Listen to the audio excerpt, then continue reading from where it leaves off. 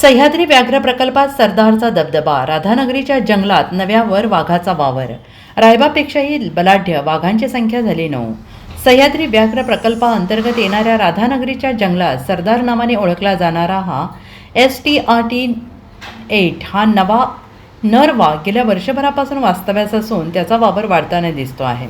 राधानगरी परिसरात फिरणाऱ्या रायबा STRT-7 वाघापेक्षा हा वाघ अधिक बलाढ्य आणि मोठ्या क्षेत्रात वावरणारा असल्याने वन्यजीव अभ्यासकांमध्ये उत्सुकता निर्माण झालेली आहे. राधानगरी आणि दाजीपूर परिसरात काही महिन्यांपूर्वी नव्या वाघाच्या हालचाली आढळून आल्या.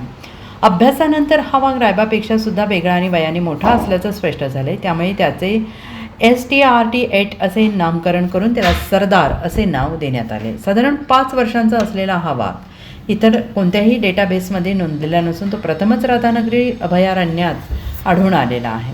23 फेब्रुवारी 2025 रोजी सरदार वाघाचा पहिला फोटो टिपण्यात आला. त्यानंतर 29 मार्च 2025 रोजी त्याचे पुन्हा दर्शन झाले. मात्र त्यानंतर वर्षभर हा वाघ दिसला नसल्याने तो राधानगरी सोडून गेल्याची शंका व्यक्त होत होती. 18 जानेवारी 2026 पासून पुन्हा त्याचे दर्शन घडू लागलेले असून सध्या तो येथे स्थिरावल्याचं चित्र आहे.